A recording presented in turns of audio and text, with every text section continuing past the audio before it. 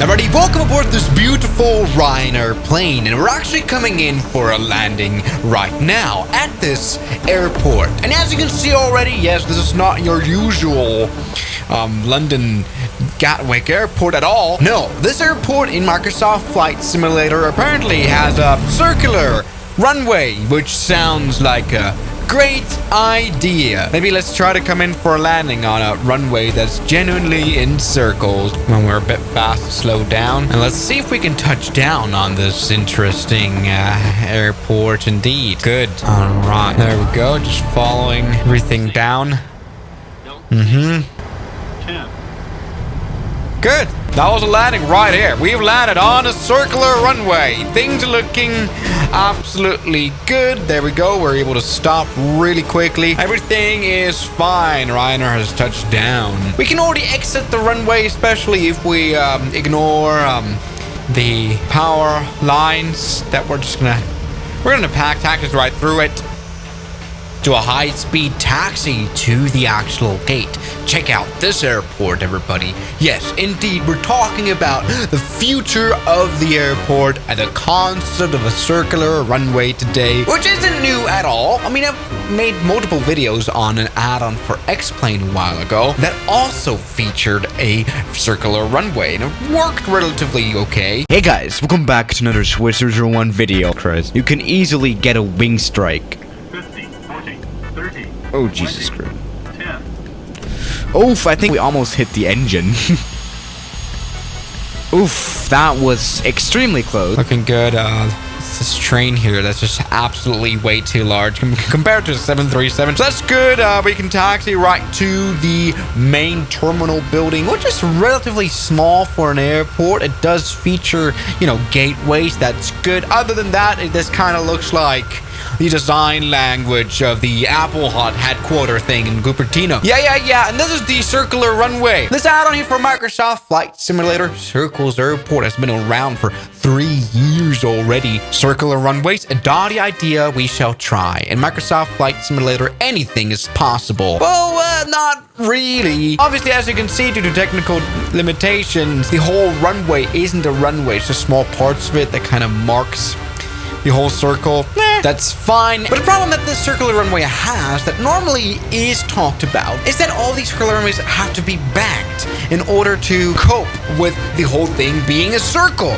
Planes obviously have to land in a bank manner, touchdown, and so we did too. We're also on a takeoff right here. I know we're very fast, but I'm going to demonstrate. We have to quite...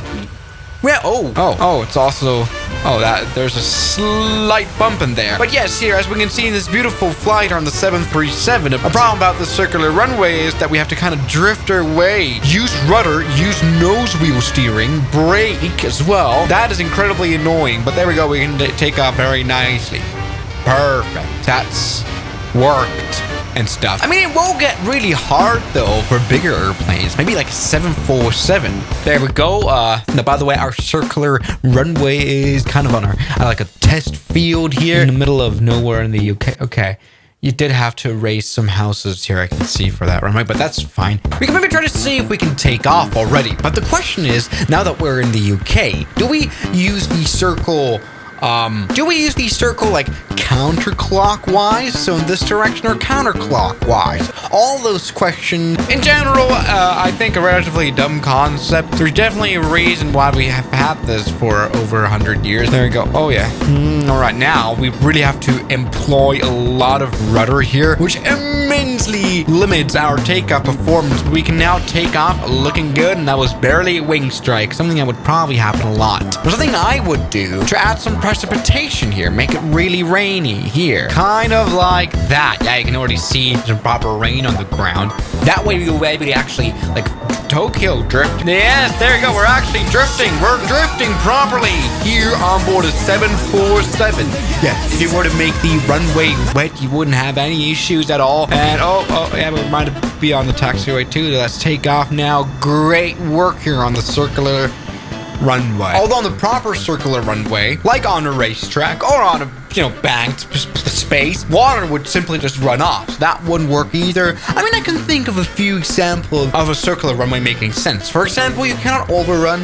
That will be good news. I think mainly the hardest safety concern would be the separation of aircraft that are landing at the same time. I mean, this is apparently a big airport. There would be more than one plane's landing. How would you separate those properly? Something you could also try doing is build a small circle somewhere above a city, like they had the idea of in 1919. This was in Popular Science magazine. The circular track solved the landing problem, where it was like, all right, we have our plane, we want to take it to our office in the middle of a city so we can land there, simply. Truly, they say circular runways were supposed to be the future. This was a while ago. Although some positives, this was actually studied by a university in the Netherlands. The Indus runway offers a sustainable airport that will allow operations in all directions independent of the wind. That is true. You wouldn't have any crosswind landing problems. The total area of use of the airport is smaller than that of an airport with straight runways.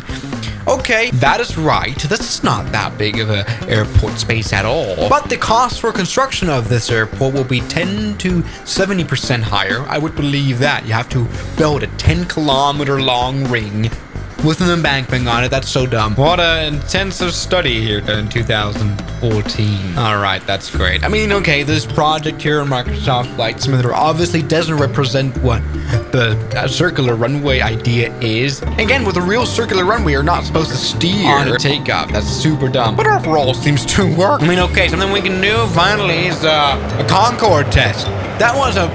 That obviously is a plane that needs a lot of speed. So let's go ahead and do this. See if we can use the circular runway here, although it's failed. All right. Oh, the engines have died. I don't know why. Okay. Dead. I mean, something I'm highly interested in is this absolutely huge tower radar, world's largest animated radar dome on Microsoft Flight Simulator. I can see how that works. Okay, we can crash. Probably as much of a successful landing as we can do anyway. So buddy, here we go. From far away, this looks rather nice. But if we actually try to land on a circular runway like this, it's quite unfunctional. So buddy, the actually pretty old concept of the circular runway, as researched, it would work. It's just, there's no need. Like, I don't see any of the improvements that an airport like this gives you overweighs the cost to properly build something like this, come up with new technologies. Like, how are you going to do an ILS approach on this? All that new procedure, new pilot training, new everything. That's just way too much of a hassle. So, buddy, thank you guys for watching this absolutely scientific and professional Swiss01 video, and I'll see you guys tomorrow. As always, good night. Now, thank you very much to my highly supporting members like Jamie Ashton, Mike C, James Duram, Ragings, Met RLG, Matt Fan Z, Moritz, Bellhausen, Knots Enthusiast, Shadow, New York, Ryland Williams, Kelly Chaos, John O'Brien, and I'm addicted to Airbus A380s. Thank you.